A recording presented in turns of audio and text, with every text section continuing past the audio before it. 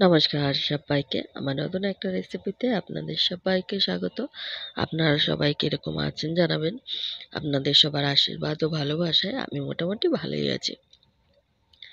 তো আজকে আমি নতুন আবার একটা রেসিপি নিয়ে চলে এসেছি। আপনারাও দেখতে থাকুন, আশা করি আপনাদেরও খুব ভালো লাগবে। আজকে আমি ইলিশ মাছের একটা অন্য ধরনের রেসিপি আপনাদের সঙ্গে শেয়ার করছি। তো পুরো ভিডিওটা আপনারা দেখতে থাকুন। আর সবার কাছে অনুরোধ রইল, প্লিজ ভিডিওটা কেউ স্কিপ করে দেখবেন না, সবাই ফুল ভিডিওটা ওয়াচ করবেন। তো আমি প্রথমে এখানে মাছটাকে কেটে ধুয়ে পরিষ্কার করে নিয়েছি।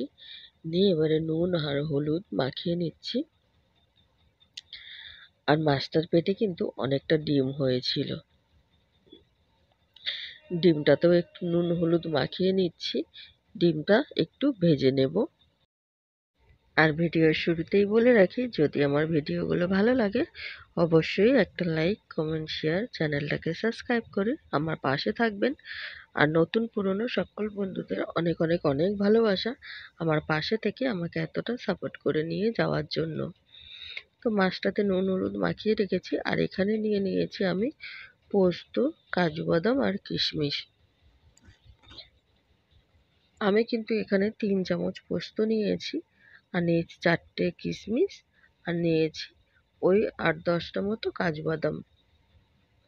তো এবারে এগুলোতে মিক্সির বাটিতে দিয়ে আমি পেস্ট করে নেব। এর সঙ্গে কিছুটা দিয়ে দেব কাঁচা লঙ্কা। ঝালটা অবশ্যই আপনারা আপনাদের পরিমাণ মতো বুঝে দেবেন, যে যেরকম ঝাল খেতে পারেন। তবে এই রেসিপিটাতে একটু ঝাল হলে ভালো লাগবে। এবারে জল দিয়ে দিলাম, আর দিয়ে দেব ওই 1/2 চামচের মতো সর্ষে। আমি এখানে সর্ষেটা খুব বেশি ইউজ করছি না। আর এই রেসিপিটাতে সর্ষেটা যতটা পারে কম দিলেই কিন্তু ভালো লাগবে। তো আমি ওগুলোকে পেস্ট করে নিয়েছি। এদিকে কড়া বসিয়ে দিয়েছি, কড়াইতে দিয়ে দিয়েছি তেল। তেলটা গরম হলে তারপরে কিন্তু আমি মাছগুলোকে একটু ভেজে নেব। খুব বেশি একদম কড়া করে ভাজা হবে না, হালকা করে একটু ভেজে নেব। অসাধারণ সুন্দর একটি রেসিপি, আপনারাও অবশ্যই বাড়িতে ট্রাই করবেন। আর এরকম নতুন নতুন ভিডিও পেতে আমার চ্যানেলটাকে সাবস্ক্রাইব করে আমার পাশে থাকবেন। আর অলরেডি আমার চ্যানেলে কিন্তু অনেক ভিডিও দেওয়া আছে, আপনারা চাইলে সেগুলো কিন্তু একটু দেখে নিতে পারেন। তো মাছটা আমার একটা সাইড ভাজা হয়ে গেছে, এবারে উল্টে দিয়ে অপর সাইডটাও আবার ভেজে নেব। দেখে হয়তো বুঝতেই পারছেন, আমি কিন্তু একদম কড়া করে ভাজিনি, শুধু হালকা করে একটু ভেজে নিয়েছি।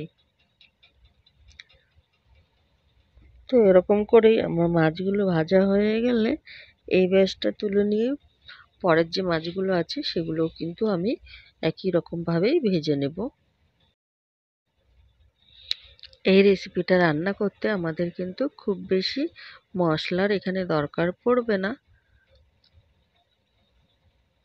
আমি এখানে বড় সাইজের একটা পেঁয়াজকে কুচি করে কেটে নিয়েছি। মাছগুলো ভাজা হয়ে গেছে।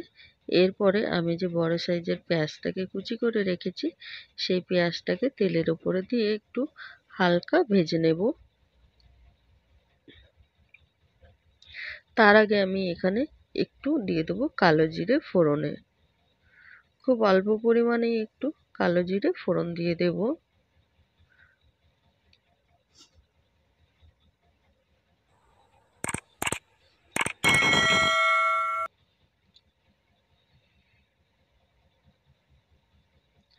কালো জিরেটা একটু নাড়াচাড়া করে নিয়ে এরপরে আমি যে পেঁয়াজ কুচিটা করে রেখেছি পেঁয়াজ কুচিটা দিয়ে দেব।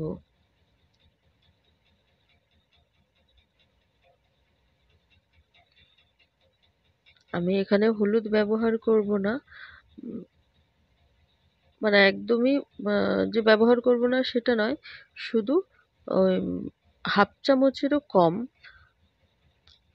একটু হলুদ আমি এখানে তেলের ওপরেই কিন্তু দিয়ে দেব, পেঁয়াজের সঙ্গে ভেজে নেব হলুদটা। শুধু হালকা একটু হলদেটে কালার আসবে, কিন্তু একদম যে হলুদ কালারটা সেটা কিন্তু আমি এখানে ইউজ করছি না।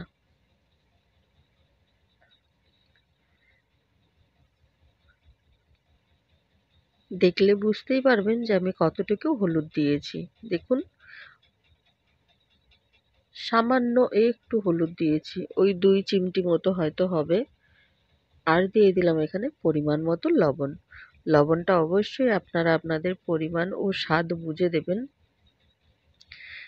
দিয়ে আবারও একটু পেঁয়াজের সঙ্গে সবকিছু হলুদ আর লবণটাকে আমি মিশিয়ে নিচ্ছি।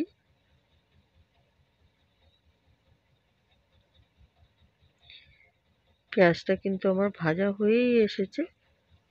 খুব বেশি একদম যে লাল লাল করে ভাজবো সেটাও কিন্তু ভাজবো না। এই যে দেখুন, ঠিক এইরকম করে আমি পেঁয়াজটাকে ভেজে নিয়েছি। এরপরে আমি যে পেস্টটা করে রেখেছিলাম কাজু বাদাম কিশমিশ পোস্ত, সেটাকে এখানে দিয়ে দিলাম। এবারে মিক্সির বাটিটা ধুয়ে আমি এখানে পরিমাণ মতো জল দিয়ে দেব। আর হ্যাঁ, কাজু বাদাম পোস্ত তেলের ওপরে দিয়ে কিন্তু কখনোই ভেজে নেবেন না, তাহলে কাজু বাদাম আর পোস্তর যে টেস্টটা আছে বা সেন্টটা আছে সেটা কিন্তু পাওয়া যাবে না। তাই আমি কিন্তু এখানে সর্ষে আর কাজু মানে পোস্ত আর কাজু বাদাম এগুলোকে কিন্তু একদমই তেলের ওপরে ভাজবো না। আমি ওটাকে দিয়ে দিয়েছি। এবারে কিন্তু পরিমাণ মতো আমার যতটা জল দেওয়ার প্রয়োজন হবে সেই রকমভাবেই আমি জল দিয়ে দেব।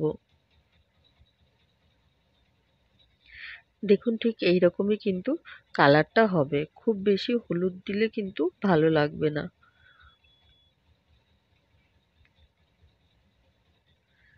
দারুণ সুন্দর একটা কালার আসবে, একদম হলুদ হবে না, কিন্তু আবার একদম সাদা ফ্যাট ফ্যাটও করবে না।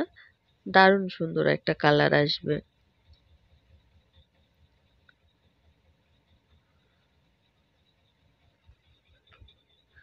তো আমি এখানে পরিমাণ মতো জল দিয়ে দিয়েছি। দিয়ে একটু নাড়াচাড়া করে দিয়ে ঝোলটা যতক্ষণ ফুটে উঠবে তারপরে কিন্তু আমি এখানে মাছ দিয়ে দেব। এই রেসিপিটা কিন্তু খুবই অল্প সময়ের মধ্যে রেডি হয়ে যাবে।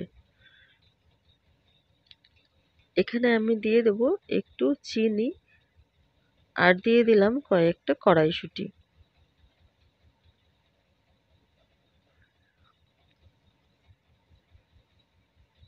আমি মাছগুলো ভেজে রেখেছি, কিন্তু মাছগুলো আমি এখন দেব না। ঝোলটা ফুটে উঠলে তারপরে কিন্তু মাছগুলো এখানে দিয়ে দেব।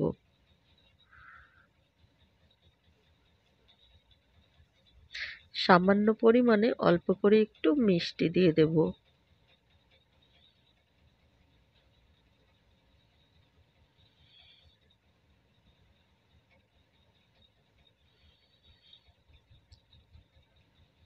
এবারে ঝোলটা হালকা করে ফুটতে উঠতে শুরু করেছে। এবারে কিন্তু আমি এখানে মাছগুলো দিয়ে দেব।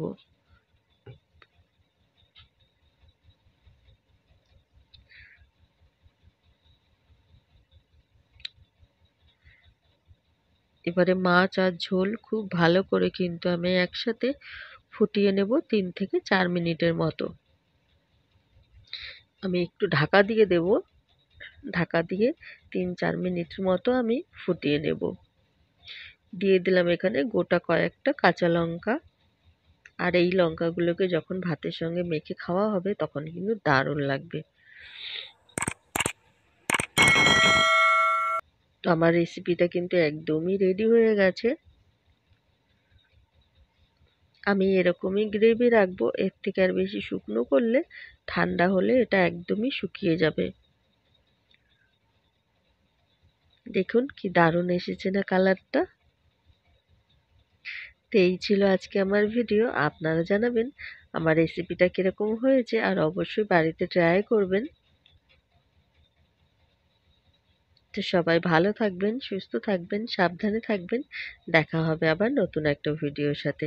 ততক্ষণের জন্য নতুন পুরনো সকল বন্ধুদের অনেক অনেক অনেক ভালোবাসা। এইভাবে এইভাবেই আপনারা সকলে আমার পাশে থাকবেন। আমিও আপনাদের পাশে আছি, থাকবো।